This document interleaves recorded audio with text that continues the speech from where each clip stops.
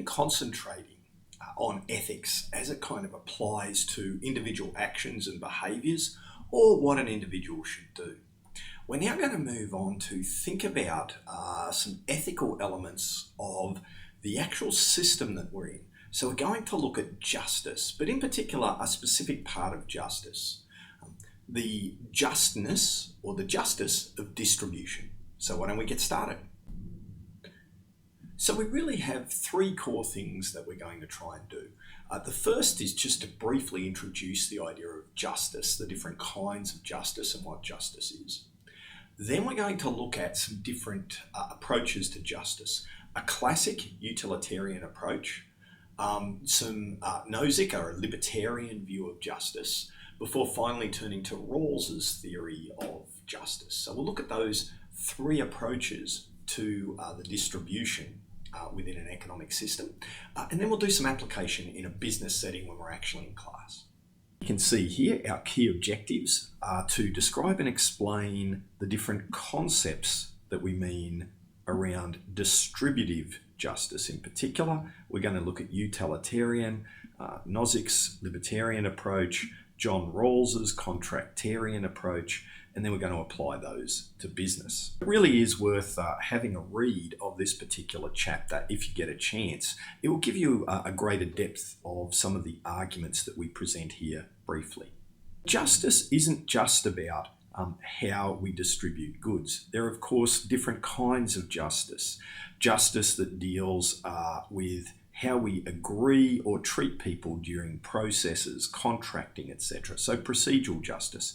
There's corrective justice, which often deals with elements like criminal law. How do we get something back to where it was before the act of another, theft, and even torts like injury? And the law comes into play there. But what we're going to concentrate on is actually this idea of distributive justice. How are the benefits and burdens shared or allocated across society? How do we decide who gets paid what? How do we make sure that that's just? So you can think about the problem in a very simple way with this slide that we have here. If I did have $1,000 to distribute amongst the class, what's the best way to do that? What's the most just way to do that? Should I give everyone an equal amount?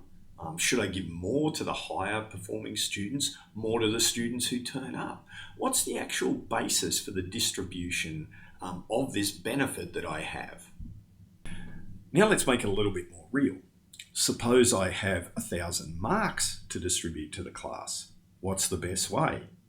And in fact, do you answer these the same way? Should I give everyone the same amount of marks? More to students that I like? More to the poorer students? Should students who work harder? Should students who perform better? Because these aren't necessarily the same things, of course. How should I distribute those 1,000 marks across the class? That is the nature of distributive justice. That's the kind of problem that we're dealing with. This problem has several different elements, which is one of the reasons that it makes it so hard to come up with a universal solution around how to distribute something. And you might have noticed, you might have got some different answers between distributing $1,000 and distributing 1,000 marks. In one sense, when we're talking about justice, we're dealing with fairness, right? That we treat similar people similarly. You know, why, if just $1,000 drops up, why shouldn't everyone get any more? What basis do we have of not treating people the same way? There's also an idea here around equality, which is quite different. The equality stems from the fact that each person has individual moral worth. Right? So the basis for the first one is to treat people the same. In the second, it's the reason why we might treat someone the same way is because they all have a right to the money. They all have a moral worth.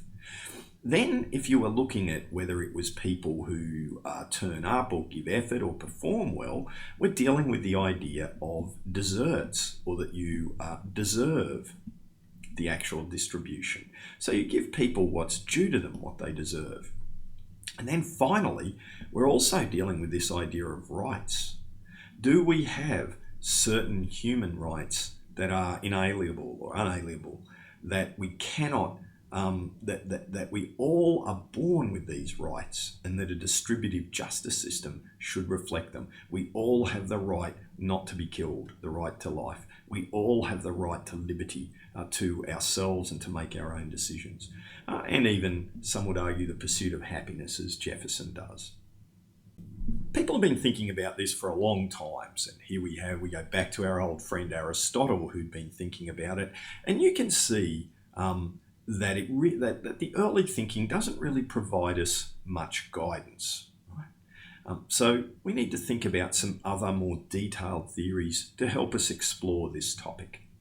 And our first one is an old friend, utilitarian justice.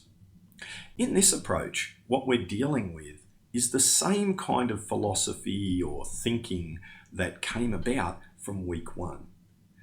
Under utilitarianism, we're after either maximising happiness, if we're after the classical approach, or if we're after the rules-based approach to utilitarianism. It's so the rules-based approach is actually the set of rules, right, that maximises happiness.